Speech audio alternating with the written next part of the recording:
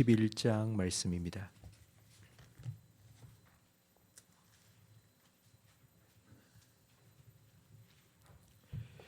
여호수아 21장 43절부터 45절까지 한 절씩 교독하겠습니다.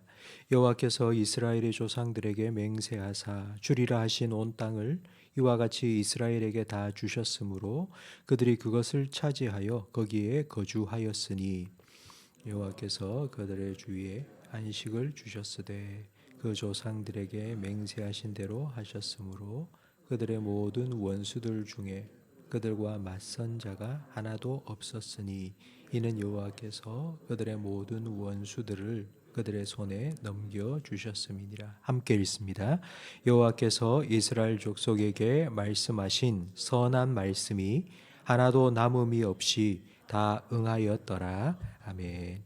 이스라엘 역사 중에 최고의 순간이 오늘 본문 말씀 속에 기록되어 있습니다. 하나님께서 약속하신 땅을 이스라엘 백성에게 주셨고 그들은 그 땅을 차지하고 안식을 누리고 있습니다.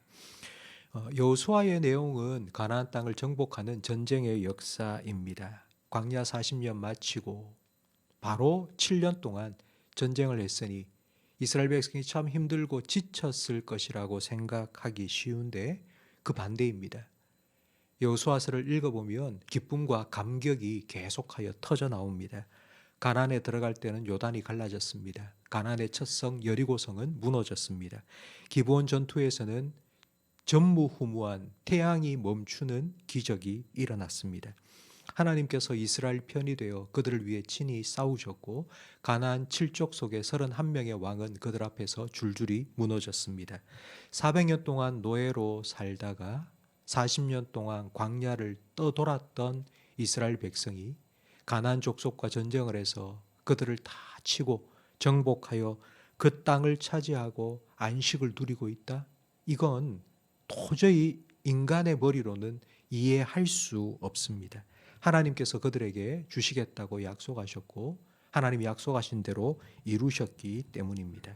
성도 여러분, 하나님의 약속이 이루어지고 하나님 주시는 안식을 누리게 되는 그런 여러분의 인생의 최고의 황금기가 여러분의 삶에도 임하기를 예수님의 이름으로 축복합니다. 이런 승리를 경험하기 위해서 한 가지 조건이 있습니다. 그건 바로 하나님을 믿어야 합니다. 본문 43절 말씀에 하나님께서는 그 땅을 주시겠다고 맹세하셨습니다. 단순히 말씀하신 것이 아니라 반드시 이루겠다고 맹세하셨습니다. 이 약속을 믿고 순종하면 승리를 경험하지만 40년 전 이스라엘 백성처럼 하나님의 약속을 믿지 못하면 순종하지 않으면 광야를 방황할 수밖에 없습니다. 아마 여러분 중에는 하나님께서 미리 가나안 족속들을 싹 쓸어버리고 전쟁하지 않고 편안하게 그 땅에 들어가 살도록 하면 될 걸 왜 이스라엘 백성에게 가나안 땅에 들어가서 전쟁하고 싸우라고 하나님 말씀하셨을까 생각하실 수도 있습니다. 하나님께서는 가나안 족속들을 단 한순간에 쓸어버릴 수도 있습니다. 그러나 이스라엘 백성이 하나님을 믿고 의지하며 살도록 만드는 것은 결코 하실 수 없습니다. 사람은 물건이 아니기 때문입니다. 하나님께서 그들에게 가나안 땅에 들어가라 하시고 그들 앞에 홍해를 가르시고 여리고성을 무너뜨린 이유는 하나님은 하나님이 약속하신 것을 반드시 지키시고 이루시는 분이라는 것을 그들의 눈앞에 똑똑하게 보여주시고 이스라엘 백성이 그 하나님을 믿도록 하기 위해서입니다. 하나님을 믿으면 가나안 땅에 들어가 승리를 경험하게 되지만 믿지 않고 순종하지 않으면 광야를 맴돌 수밖에 없습니다. 여기서 우리는 한 가지 깨닫게 되는데 가나안의 전쟁은 칼과 창으로 하는 전쟁이 아니라 믿음의 전쟁이라는 것입니다. 하나님을 믿느냐 마느냐의 전쟁이고 하나님 말씀에 순종하느냐 안 하느냐의 전쟁입니다. 우리가 매일매일 살아가는 우리의 가정과 일터에서도 우리는 이런 전쟁을 하고 살아가고 있습니다. 걱정 염려가 우리 마음속에 밀려올 때 있습니다. 아무것도 염려하지 말고 하나님께 맡기며 기도하라는 말씀에 순종할 건지 안 할 건지 싸워야 합니다. 미운 사람이 생길 때에 70번씩 7번이라도 용서하라 하신 주님의 말씀에 순종할 건지 안 할 건지 싸웁니다. 세상의 방식이 아니라 하나님의 방식, 말씀에 순종하며 따를지 안 따를지를 싸우는 싸움을 우리는 싸우고 있습니다. 하나님께서 이 전쟁을 시작하기 전 여호수아에게 이렇게 말씀하셨습니다. 여호수아 1장 8절에 강하고 극히 담대하여 나의 종 모세가 너에게 명령한 그 율법을 다 지켜 행하고 우로나 좌우로나 치루치지 마라. 그리하면 어디로 가든지 형통하리니 이 율법책을 내 입에서 떠나지 말게 하며 주야로 그것을 묵상하여 그 안에 기록된 대로 다 지켜 행하라. 그리하면 내 길이 평탄하게 될 것이며 내가 형통하리라. 오늘 본문 말씀은 하나님께서 약속하신 이 약속을 여호수아가 어떻게 순종했는지, 그리고 그 순종의 결과가 무엇인지를 잘 보여줍니다.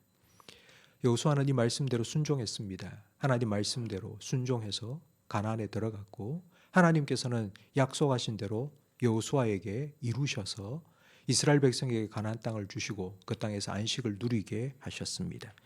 성도 여러분, 우리 앞에는 건너야 할 요단강은 없지만 긴 연휴를 마치고 다시 돌아가야 할 일상이 놓여 있습니다.